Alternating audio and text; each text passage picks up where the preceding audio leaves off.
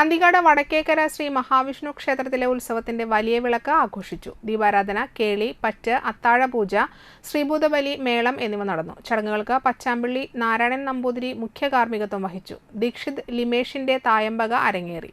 ആഘോഷ committee president Anthikad Padmanabhan, secretary Sajesh Kuruvath, vice president Parameswaran Menoth, joint secretary Shaji Kuruppath, committee ഭാരവാഹികളായ E Rameshan, Devadathan Nechikkot, Harikrishnan M, Vijith V Nair, A S Unnikrishnan, Vaisakh Arakkal എന്നിവർ നേതൃത്വം നൽകി.